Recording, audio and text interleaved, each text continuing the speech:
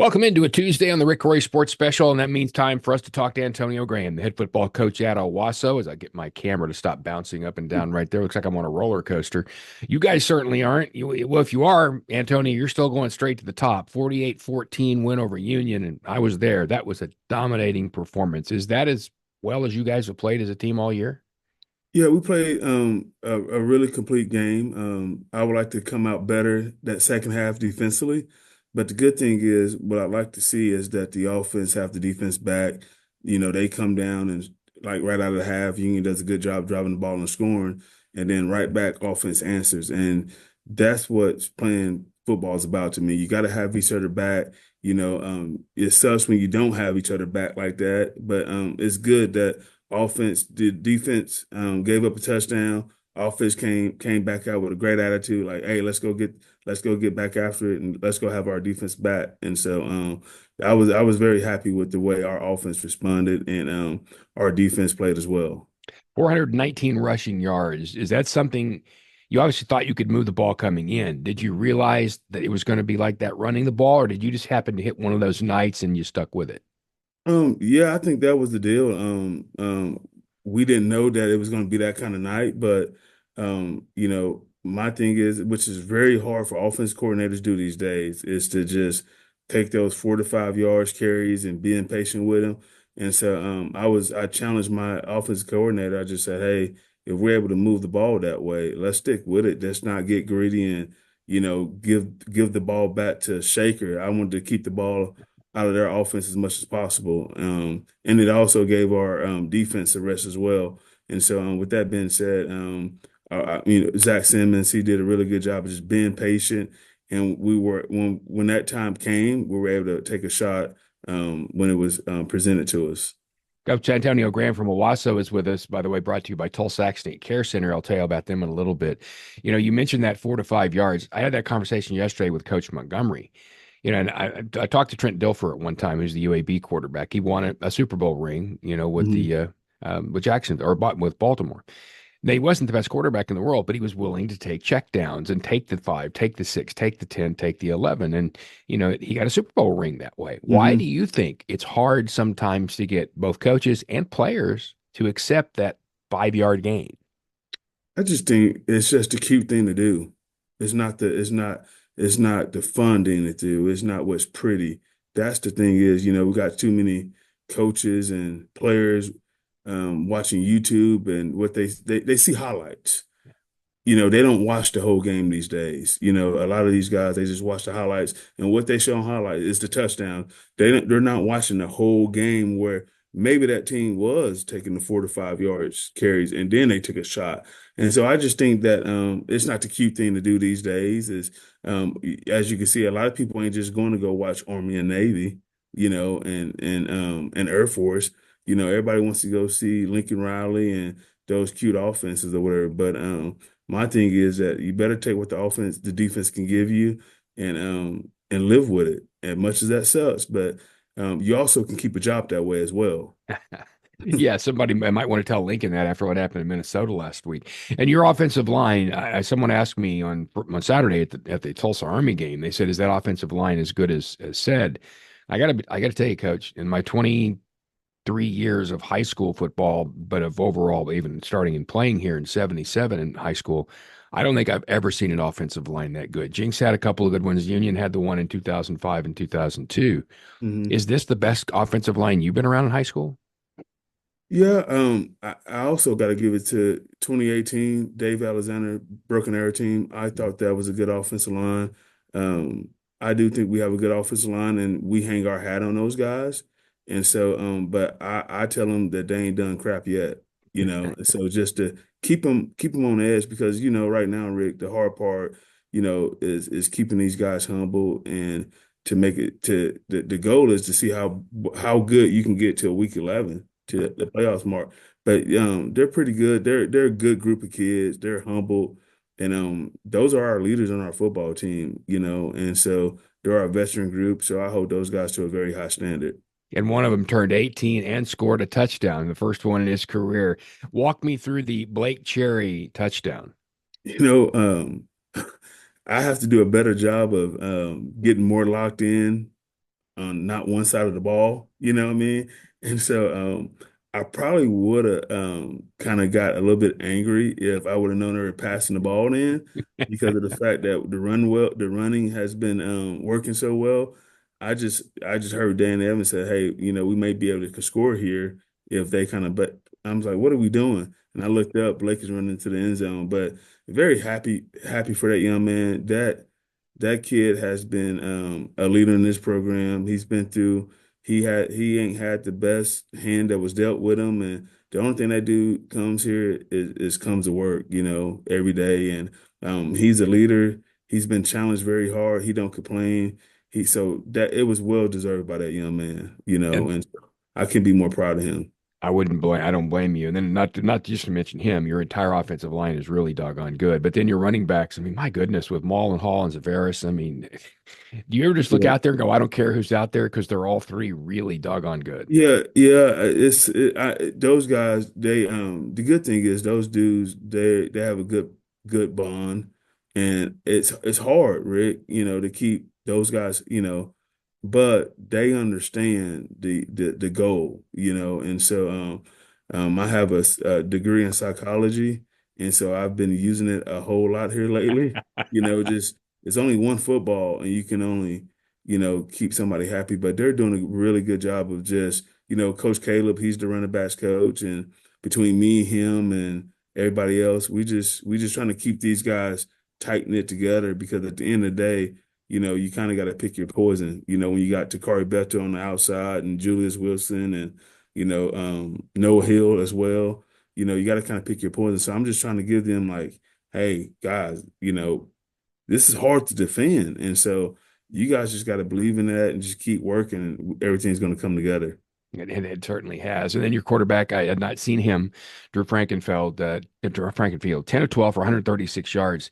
And to me, as a sophomore, he reminds me of Shaker. And I don't mean physically and some of the Mm-hmm. release and things like that, because I've never seen somebody with a release like Shaker's. Mm-hmm. But his confidence, his calmness, his approach to the game, he's bigger than I thought he was, too. Mm-hmm. That young man's impressive. I mean, he just doesn't seem to get rattled. Is he that way all the time? Um, he's kind of, I mean, he's a kid, so he has a goofy kind of personality. He comes up to me and he always have the bad timing. Like, I just got done, getting after a kid and he come up to me and fist pump me. And I look at him, I'm like, dude, that's kind of bad timing for right now. So that's how he's still a young, kind of young minor right now.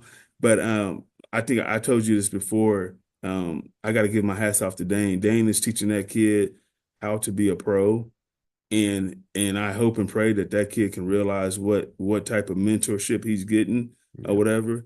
And so, we be in special teams, and Dane will go up to him and be like, "Hey, this is a good opportunity for you right now to go talk to the tight end. Just say, hey, this is how we need to run this route. This is where I would like for you to be at." Just different scenarios that I would have never even thought about, Rick, that he's teaching that kid. And so Dane's teaching him about body language. Like you can go back and watch the game against Jinx. He's, getting up, limping. And Dane was like, dude, you are asking for Adam Gaylor to send a house at you if you get up limping. Get up, be tough, and scream while you're running over here, because they can't hear you anyways. But, so he's coming a long way, and so it's a work in progress with him because at the end of the day, he's still a puppy.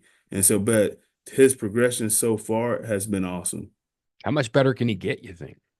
He can get a lot better. Yeah, obviously. I just think of like this Sunday, I asked Dane what can he get better at or whatever, and Dane was like, his feet work. Sometimes he gets lazy with his feet, and just kind of breaking some of those bad habits or whatever, and and just working on some things like that with his arm strength. As obviously, I would actually like to see him put on a little bit more weight this year as well, just moving forward, but just becoming better of a student of the game. You cannot get enough of that, Yep. because in the future, you're not going to have some of these dudes like Blake Cherry's not going to be here next year. And so you may have to get rid of the ball a lot more faster and things like that. So I think he can always improve on that. We'll get to the defense and also Westmoore in a second. First of all, you see these two cars over my shoulder here. Hmm. These are from Tulsa Accident Care Center. I was talking to the guys up in the press box, as a matter of fact, because Hmm.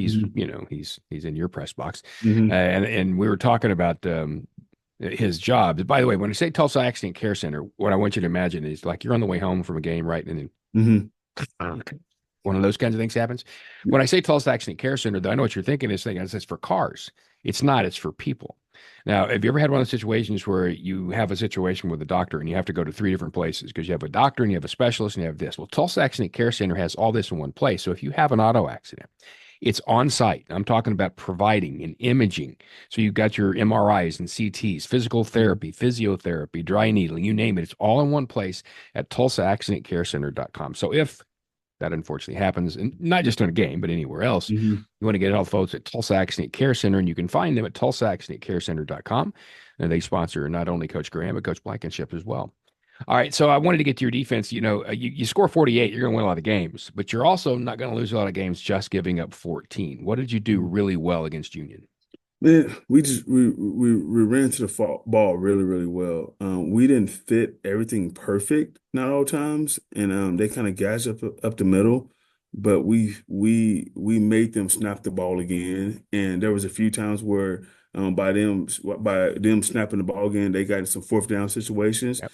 and we just ran to the football very well. Not everything wasn't perfect. That's why I'm always on them. Like, we got to get better and better and better. And so they ran to the ball really well, and they did it with a defensive minded attitude, and so they did a really good job of the communication because they take the tailback out and move them to empty sometimes, and that takes a whole lot of communication. They stack the receivers and shift one guy back out. Dub Mattis got a playbook that's very, very hard to defend and things like that, and so. I think when you run hard to the football, good things happen. And Yes, no and doubt. so that was a few times where there was a guy wide open, but by us running to the football very well, we were able to get a little bit pressure on Shaker and just kind of keep guys in his face a little bit. And so they did a good job.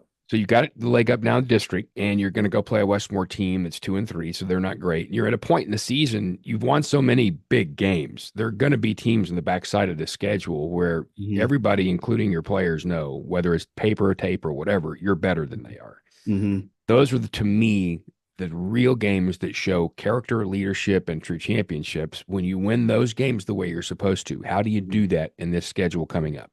You show them first of all I mean this weekend, Rick. I don't know if you noticed, but it's been a long time that there were so many upsets in college football.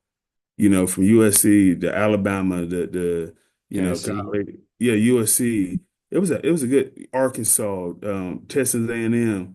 That was just Tennessee. It was a bunch of them. I just said, don't be one of those guys. I hope and pray that that does not happen to you guys. And so they came out a little bit sluggish yesterday. As it was a physical football game, and we started it over until I was happy with it. I said I am not going to let you guys fail. I'm not going to leave this practice field and say, oh, I wish I would have started that period over. And I'm telling them that. And I said, you guys can hate me later. And but you guys will be thanking me in the future. I think they get the picture. They understand. And at the end of the day, it starts with us as coaches. And so our coaches, I don't want to hear how well your guys played. It was this Sunday. We always have a staff meeting where we kind of have a thing where we talk about each position group and how they play and things like that. And I said, I don't want to hear that. What do we need to get better at? What do we need to improve on? And so we all had that conversation. But I told our players yesterday, human nature should it just tells you that I don't have to be better. Yeah. I just play these, I can just kind of go through the motions, and I don't have to get better, but that doesn't work like that. That what gets you beat. So whenever you lose, you guarantee it. Human nature tells you because you don't want to go through that again. So you're going to see a different football team out of Alabama, Tennessee, the list goes on. That they're going to get better next week. You're going to see a better Union football team because human nature. You don't want to feel that feeling anymore. And so I'm trying to give them that visual as much as I can. by showing them videos and showing them examples because kids got to see it visually from a higher level, from a different point of perspective. So I'm like, human nature tells you don't have to get better, but when you lose, human nature tells you that you have to get better. And so I'm just hoping and praying that they can get that. But we got ways where when we practice, and I can tell by their effort and things like that how they responding, and also just preparation. How well can you prepare? I don't want to win any of these games sloppy, you Right. know. And so that's when you can really tell. You're exactly right, Rick, about that. So tell me about Westmoore. I don't know a lot about them. Well, they're 2-0 in the district, and so that's a big deal. And I'm telling you, I was a part of one in 2016, Rick, when we were at Union, we got upset by a Yep. Norman North team away on the road. Any given day that you can get beat. And I have been a part of these games before where it has been a shootout and also it's our homecoming. And I'm sure their coaches is telling them that, hey, and they're very athletic. They have a very athletic quarterback who runs a bunch of they had one that was starting, and then they had made a position change.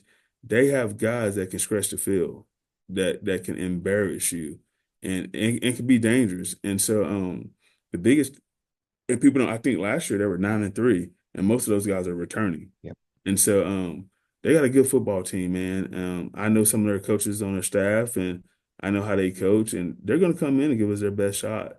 And I'm truly believing. I said, now you got to be able to answer the call, and I don't want it to be sloppy. And Yep. so, They've answered it so far. I mean, you've got to be happy with it. Antonio, thanks as always. This is brought to you by Tulsa Accident Care Center. No accidents this weekend. Take care of everybody, and we'll see you yes, again sir. next week. I appreciate you, Rick.